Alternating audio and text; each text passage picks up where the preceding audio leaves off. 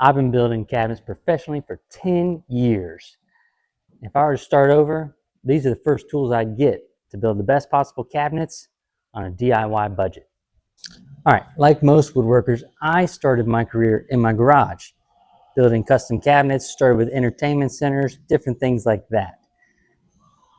The tools that you get along the way are going to make your life easier. So these are the tools that I think are most important. Now, again, we're not talking your basic tools. So if you've already got, you should have a table saw, drill, all that kind of stuff. I'm not counting that. That's kind of just part of doing any type of woodwork. You need those things. These are more cabinet specific. Okay, so let's jump into it. The top 5 that I would get to help with cabinet making right now. First one, dado stack. Dado stack is something that it's multiple saw blades that you can put on your table saw in order to cut a thicker slot than your standard blade. So it's exactly what it sounds like. It's a stack of blades to cut a dado. The dado is the piece that you're going to need to cut, especially for your back panel on your cabinets. So you'll have the cabinet box, you'll have the nailers that are on the back, and then in front of those nailers is your back panel. That needs to be dadoed into place so it will slide right in. So a dado stack allows you to easily cut those as you put multiple blades together and run it right through. The other thing it's good for, if you want to make a professional style cabinet, is you can do dados on your bottom panels and your top panels if you're going to put a top panel on there. So you can put up to 3/4 of an inch worth of blades on your saw and push your piece right on through to create that slot. Put it about halfway through the thickness, which for mine are 3/4 inch, so I'm going to have a 3/8 inch height on my 3/4 inch stack. Push it right through. Now you have dados, and that's a stronger, more professional style cabinet. Dado stacks, you can get them on Amazon. I'll have a link to the Amazon ones down below. Go check them out. They're really good. You can get nicer quality ones. These are DeWalt, whichever ones you want, but I'm telling you, it's going to save you a lot of time and give you a more high quality cabinet. The second tool that I'm going to grab is a pocket hole jig. Pocket hole jig is great for many different types of projects, but for cabinets, where it really shines is adding those nailers to the back and to the top. That's where pocket holes really are superior. You could do, like we talked about before with the dado stack, you could dado those in, but pocket holes are plenty strong enough. When you add the glue to the end, the pocket holes hold it in place, you're going to be able to get through your cabinets a lot quicker. So pocket hole jig, they have this piece right here. This one is, I call it semi-mobile. You have these smaller ones that you just clamp right on to the piece that you're using. And then you have the bigger machine-powered ones. Those, I love them. I got one just about a month ago, and I'm telling you, it's a game changer. If you do a lot of this stuff, this is going to save you a ton of time. I'm talking a ton of time. But if you're still DIY, it's not a professional thing, or you don't have the budget for it, this works really good. If you don't want to screw in from the outsides, because that doesn't look very professional, especially if you have exposed sides. Plus, drilling in that direction is not great, because if you pre-drill it, then it doesn't tend to grab. If you don't pre-drill it, then it tends to split because you're running into the end grain of plywood, so it's not great.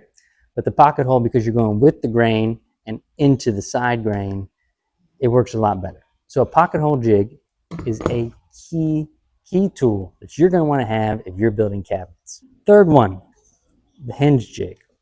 If you're building cabinets and you're going to build the doors, like this fancy door, if you want to know the 5 mistakes not to make when you're making these doors, check out the video in the link down in the description below. And I also have cabinet door making videos, also be linked down there. But once you get this made and it's time to put the piece on, put the door on the cabinet, you need hinges. Nobody wants those old hinges that are visible on the outside. Everybody likes the European style concealed hinge. That's what I recommend. Go get Bloom. link down below.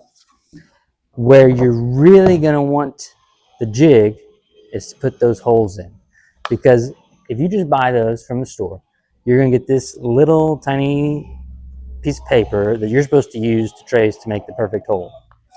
Or you just spend a few dollars on this jig and you get lined right up, drill. It's got a stop on it so that you don't drill too deep, and you make your hole. It's the perfect size. It's a Forstner bit, so you have a flat bottom. You can even pull this piece off and drill the pilot holes for the screws.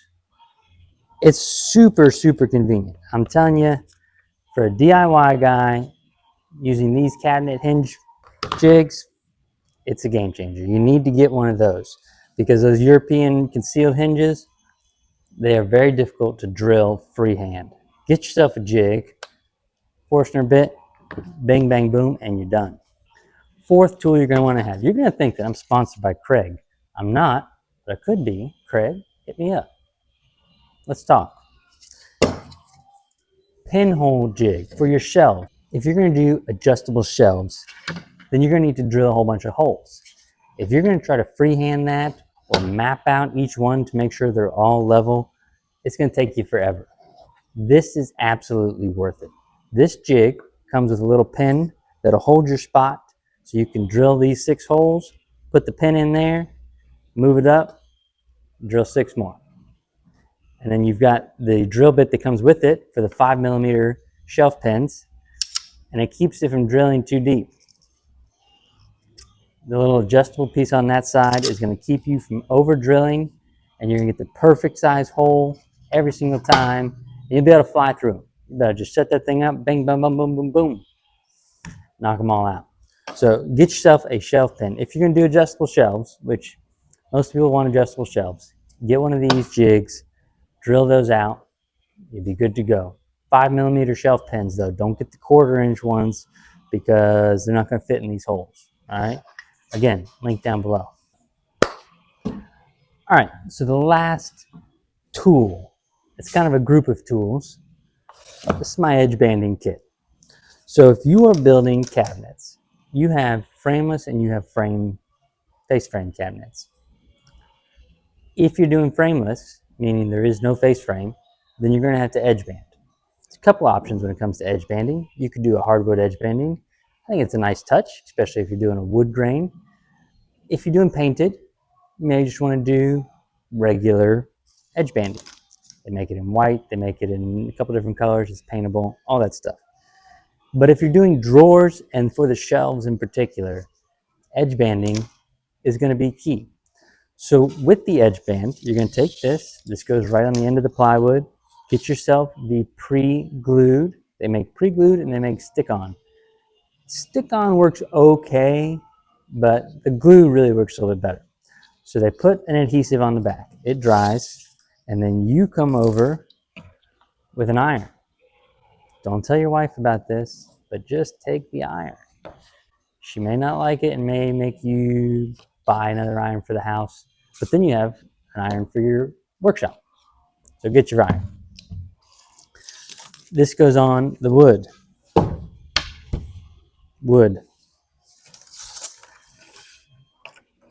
Edge band. Hot iron, it's not hot. You just iron it on, like your Holly homemaker. Once you get it ironed on, get yourself these trimmers, okay?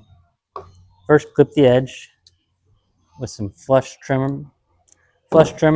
Then you take this, either side, cleans it right up. This little setup is very simple, but it makes edge banding as easy as it can be for a DIY application. Now, if you're professional, they make edge banding machines, and that will save you a ton of time, and it's fantastic. And that's on the list of things that I want to get. But until then, we'll do it old school, like we're a DIY guy, with our trimmers, flush cutters, and an iron. That's it. That right there, that's how you're going to put on edge banding. I've got a full little short video on edge banding. I'll put a link to that down below as well, and you can check that out. Hope you enjoyed that video. make sure you like and subscribe. We talk cabinets, we talk fun builds, all that kind of stuff on this channel. So make sure that you hit that bell so you're notified next time we put one out. We'll catch you next time.